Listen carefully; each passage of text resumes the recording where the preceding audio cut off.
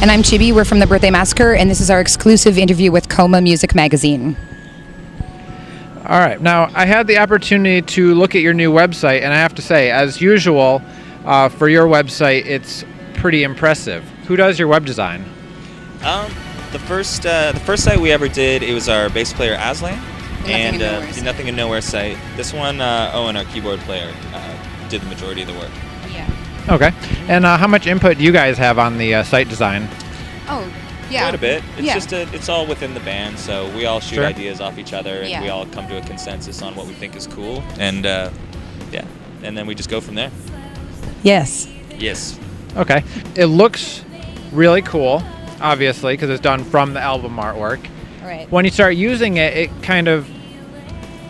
it seems like kind of like a typical website would. It has all the normal stuff.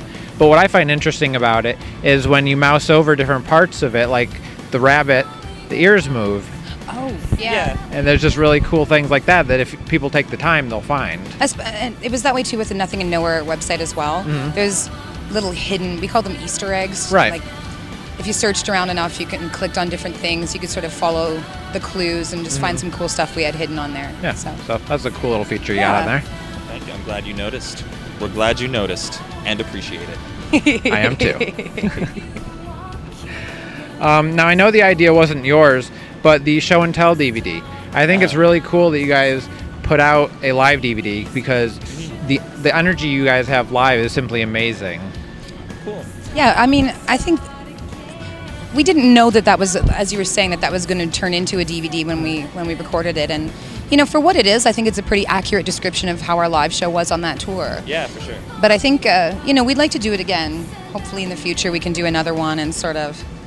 Yeah, and be more conscious and maybe sort of, more conscious of the fact that we're actually, making a DVD so we can actually, put a little more, a little more time and energy into the production and whatnot. But that, for us, it was actually really cool to even watch the footage because by the time it came out, it was actually It was about a year and a half later. After the that show is quite old.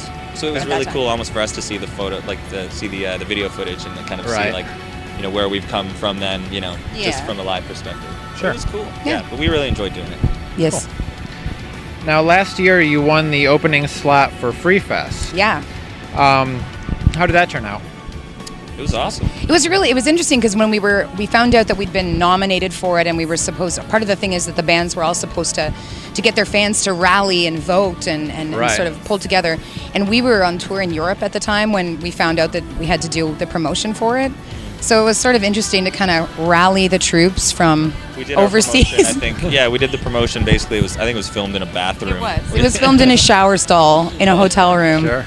But it worked. No, it was cool. Yeah. The festival was really, really cool too. It was really it was a lot of fun to be around that amount of bands and that caliber of bands. Yeah. And also, really fun for us. It was also really cool to just see our fans sort of going to bat for us like that. Like it made us feel really a lot of love from our fans, which is definitely a nice thing to feel. Yeah, for sure. Now you guys played alongside a bunch of different bands. Did you gain a lot of new fans from that show, from the other bands, or have you noticed? Yeah, I mean, that's not something that it's hard to tell. I don't really, not to say that I don't pay attention to that sort of thing, but our heads are sort of down and we're usually just working and touring, so I'm not sure. It obviously makes a difference, but I don't know to what extent, but... I mean, I've definitely had some people come up and say, "Oh, I first saw you guys at Free Fest." But anytime you tour with another band or do a show with another band, people you'll always hopefully be getting attention from that. I mean, that's part of the fun of touring with bands. I mean, you share fans and you expose different audiences to different music that they may not necessarily have heard.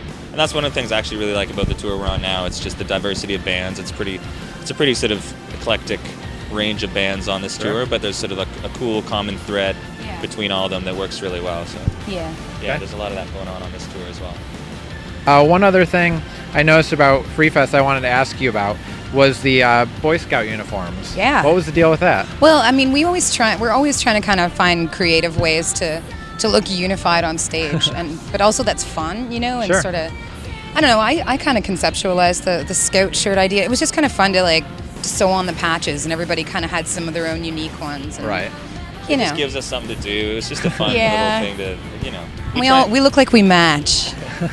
But yeah, we try and do that like for every tour or like any video or anytime we sort of do a performance. We like to have fun with the way we dress and the whole look of the stage and our clothes and whatnot. So yeah. Changing topics now. The fan videos you guys are making. Or the fan mail videos? Yeah. Any plans to revive that? Honestly, I would love to do that. It got a really good response. It was really fun to do it. Yeah. But we just haven't. I'm not even really sure why we haven't been doing it. Thanks for bringing it up. We probably will now. Yeah, we should. Honestly, you really we should. Those were should. For now, those are hilarious. But I think we just get caught up in the day-to-day, like sort of just right. grind of getting things organized for the shows and whatever. But yeah, we totally should. On the next off day, we should. Yeah, we should. Do that. I don't know why we haven't. That's a terrible answer. I don't know why. Yeah, but you always had really interesting answers to the questions on there, so I think it was good. It was that'd fun. be a good thing to revive. Yeah. Nice. Yeah.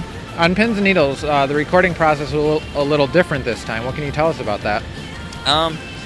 Yeah, we Mike and myself when we were recording the music, we sort of took a lot of time and put it into just the recording and the sort of production side of things. I mean, in terms of the way we recorded guitars and the way we sort of processed the percussion and stuff like that on the album. We wanted the album to have a cohesive sound throughout it. And we wanted it to really represent the band, the way we sounded live, the way our guitar amps sound live. Right.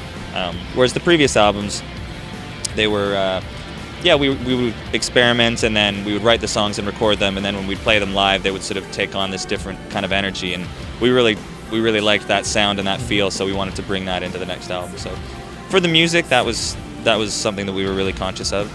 And and then we came back to Toronto. We were in Dundas, our hometown, for a while, and that was also really nice to kind of come full circle and go back to sort of where we grew up and record there. And and then we came to Toronto and worked on the lyrics and melodies with Chibi for the vocals, and that was fun too. Was it really? It was fun. I'm not being sarcastic at all. It was fun. Did you find it different from the last album when we recorded the way we did the lyrics and vocals? I'm trying to think if we did it any differently last time. We did most of the vocal work sort of at home and in a less sort of formal studio setting, which I prefer doing that, because me and him, I record all the vocals with him, and we have a good time working together. Yeah, I think this time around I think we were writing and recording more so at the same time, whereas the album before us, everything would be sort of written and then we would just come in and record it. Whereas in a studio. Yeah, whereas this time it was a little more sort of organic, the way we'd sort of change things and like make subtle. I like that a lot. I think it shows in the music. Okay. Now, the Birthday Massacre has a very unique sound. When I heard your cover of Left Spine Down's Last Days, I knew immediately that it was you guys. And, I haven't noticed a whole lot of artists that you know that soon who it is. Did it take you guys a long time to solidify that sound, or did it come together right away? I think it's just kind of a sound that sort of came naturally to us, and it's just sort of what we do, I guess. It's not something we really sort of conceptualized and sat down and made this conscious effort to do, but it's, just when we get together, that's how things end up sounding.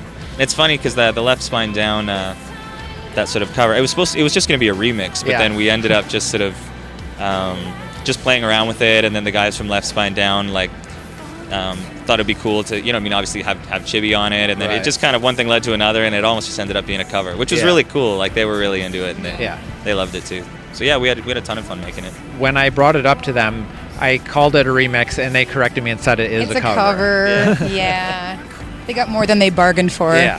They seemed really happy with it. It's probably too much, yeah. Now, you have said that a lot of thought goes into the track listing of the albums.